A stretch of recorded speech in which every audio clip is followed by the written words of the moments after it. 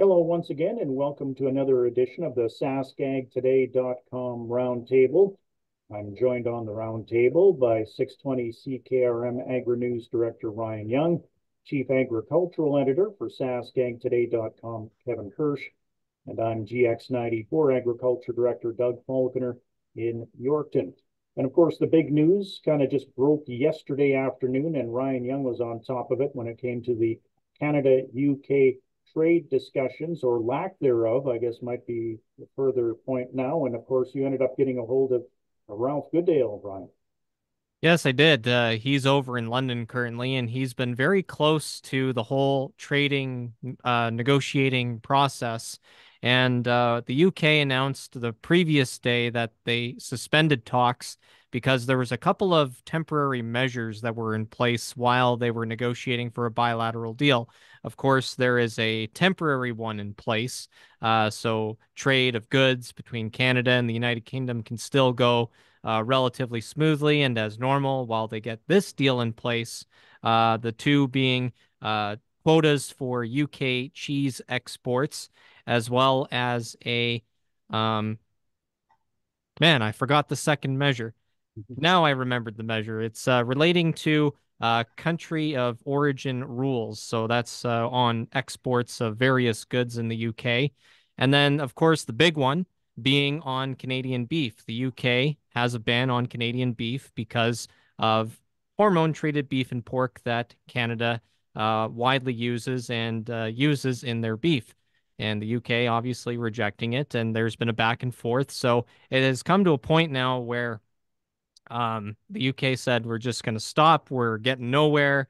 We're steadfast in our positions and we'll just take a breather. So, in talking with Ralph Goodale, he says the fact that the UK has walked away from the table is a bad tactic on their part. It might be perceived as though they're trying to create some sense of urgency. However, he thinks, he being Goodale, it's kind of shooting themselves in the foot, getting away from trying to get to a solution and try to find some middle ground in these discussions. So that's one angle. He has maintained though that there are three possible routes that this can be resolved. One of them obviously being at the bargaining table and getting that figured out. The second one would be a last resort, tariffs and retaliatory tariffs and halting market access altogether. That would be counterproductive. And then thirdly, should it go to dispute settlement litigation through the World Trade Organization? Now, Goodale says on that front, uh, either scenario, Canada has the leverage because the UK's ban on Canadian beef is primarily arbitrary and not science-based. So that kind of he believes gives Canada an advantage, like I said before. So it's kind of interesting to see that kind of latest development. I also had a chance to talk with Nathan Phinney, the president of the Canadian Cattle Association. He uh, is disappointed but not surprised by how things have turned out at this point.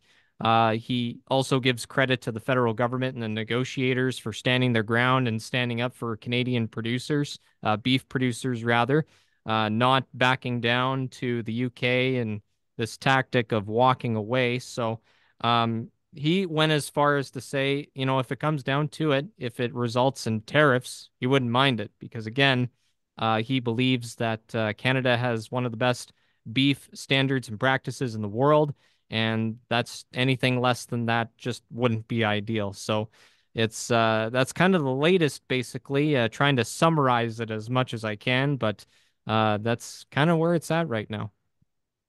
Kevin. It's this hormone in Canadian beef has been a long-standing trade irritant, and it's interesting. In my understanding, is that this is still a problem in the rest of Europe because we have a Canada European trade deal.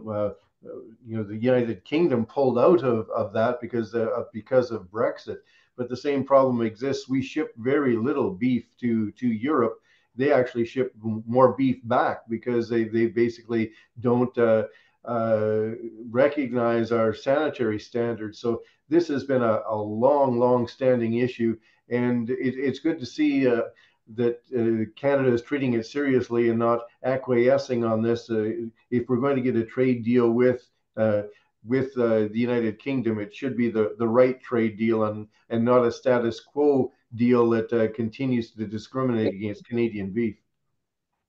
Yeah, And the it sounds UK. okay. Yeah, go ahead. Oh, yeah, I was just going to say the UK exports roughly 40,000 tons of their beef to Canada annually. So it doesn't sound like much, but in the context of, that versus nothing at all going to the UK on Canada's part, that does seem kind of unfair. And it sounds like this could keep the UK out of the CPTPP for the time being until they resolve this issue with Canada, because I don't think Canada will allow them into the CPTPP under these conditions. Yeah, and Phinney also brought that up too, that he believes that this latest development could negatively impact their application into the CPTPP. Not only Canada, but the 10 other members of the trade agreement, they might look at that and say, well, if you're doing this with Canada and their food systems, what are you going to do with the rest of the trade agreement, right? And Goodale also brought up this point too with the CPTPP that any disagreements related to trade barriers or trade in general, they have to be science-based, not arbitrary. And if there is a further disagreement or there's no progress made, it has to go through litigation. So again, Canada has the leverage in these trade negotiations. So Britain has kind of cornered themselves in a way with not backing down on their part. Trade litigation, unfortunately, though, if other past cases are any guide, would probably be a process that would take years. So it certainly wouldn't be a quick resolution. Well, speaking of livestock, on Tuesday, Saskatchewan Agriculture Minister David Merritt was in Regina for an announcement. He announced a total of $6.8 million in funding for livestock and forage research activities. This year's projects, which are awarded funding on an annual competitive basis, we're focusing on topics such as the development of a rapid and sensitive pathogen surveillance method for bovine respiratory disease in cattle, development of new red clover cultivars for Western Canada, and African swine fever preparedness with a focus on evaluating manure management and treatment strategies and understanding pathogen survival and mortality management. Of course, that announcement was made at I believe it was the Saskatchewan Beef Industry Conference in Regina. Also, an announcement on the Crown land grazing rates being frozen for 2024. What's your reaction to those announcements, I guess, Kevin?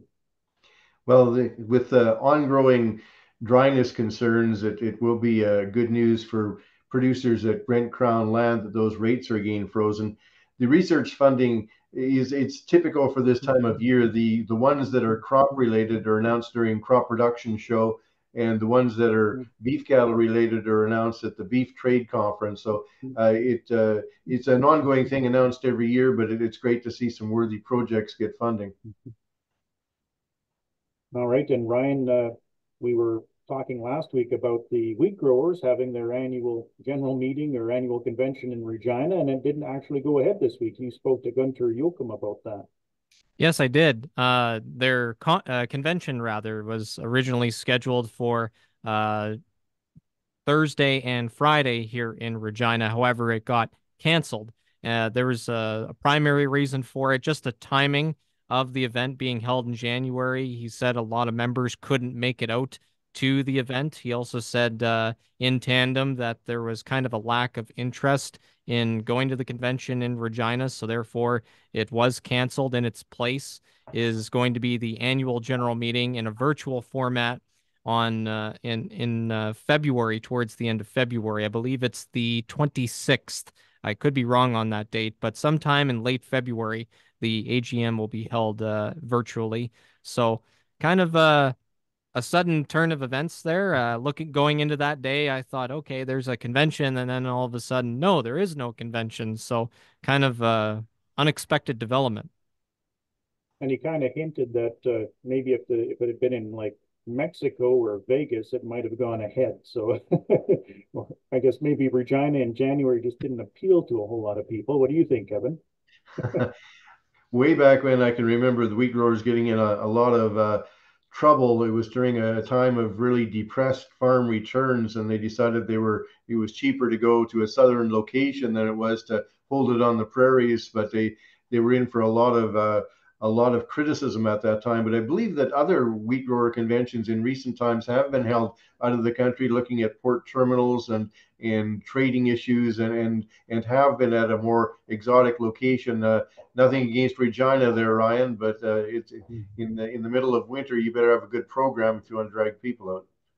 Yeah, that's right. I know Yoakum said that they've had conventions in the past down in the States, like North Dakota or in Mexico even. He said that was really well attended. And with that answer, I was kind of taken aback listening to it. Like, really? You're holding it in a warmer climate? Isn't that just as expensive as holding it in Manitoba or Alberta or Saskatchewan? So yeah, well, I wasn't expecting that answer. Well, one meeting that did go ahead was the Saskatchewan Cattlemen's Association meeting, and I guess they voted on raising their checkoff. What do you guys think of that? Well, it hasn't been raised in a long time, and costs continue to go up. No, you can vote for this at an annual meeting, but I believe that similar to the crop commissions, any increase in levy, well, it still have to be approved by Agri-Food Council. But unless there's a pushback by a lot of producers, I expect this levy increase will be approved. I believe it. Am I right, Ryan? It goes up by $1.50 per head to $3.50, and that's the provincial portion. I believe there's some checkoff money that goes to the feds that's over and above that. Yeah, that's correct. That was the resolution to raise it by $1.50 per head to around $3.50. It ended up being passed at the AGM in the end. I know there was a bit of back and forth, with being defeated, and then back up again, defeated, and then it finally passed. So I know that there's likely going to be some producers that are going to push back on this with the increase, given rising costs, other factors as well that cattle producers are facing. But, that's kind of par for the course with any sort of increase. You're always going to get pushback.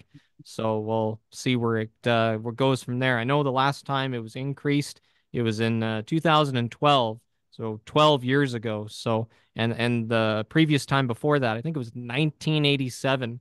Grant McClellan said, the CEO. So it's very rare for it to increase from what I can gather. And of course, Kevin, earlier this week, you provided us with a story on Agriculture and Agri-Food Canada's seeded acreage reports and estimates and that sort of thing. And I guess when you take a look at those numbers, and then you kind of went on to a Saskatchewan Crop Insurance Corporation webinar regarding agri stability, and I guess that all kind of played into it as well.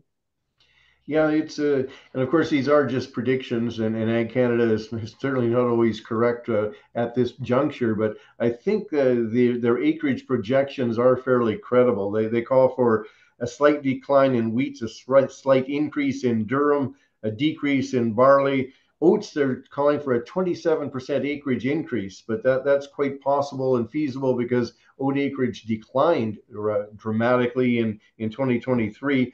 Canola down 1.5%. That's one that lots of people watch. Even a 1.5% drop in canola acres is a lot of acres. Flaxseed down 19%, so it continues to drop. The pulses are where a lot of the increase is expected. Peas up 5%, lentils up about 8%, chickpeas, a fairly minor acreage crop, but up 17%. So those directions are plausible when you look at returns from crops. But part of that Ag Canada analysis too looked at what they thought the average price would be in the next crop year versus what they expect the price to average in this current crop year. And almost all of the crops are down quite dramatically. So I think we're heading into, and we've seen it with current canola prices, we're heading into a crop year where the pricing projection is far less optimistic than it has been in recent times. Saskatchewan Crop Insurance is holding a number of webinars. I would encourage producers to dial in and attend those webinars. The one that I attended this week was on agri-stability. And usually when you hear anything about agri-stability program, it's all negative and, oh, nobody's in that anymore. I was interested to see that there's actually 48% of farm cash receipts are covered under the agri-stability program. And with crop insurance coverage likely dropping because their crop prices will reflect market prices that are expected, I think it's also the time for producers not in agri-stability to perhaps consider that decision and look at the program again, because there will be reduced, I think, coverage under crop insurance for the grain sector, the way grain prices are going. All right. Well, I think that's going to do it for this week. We had a good discussion today. And on behalf of Chief Agricultural Editor for Sask Ag Today, Kevin Kirsch, and 620 CKRM Regina Agri-News Director Ryan Young, I'm GX94 Yorkton Agriculture Director Doug Faulkner saying so long until next week.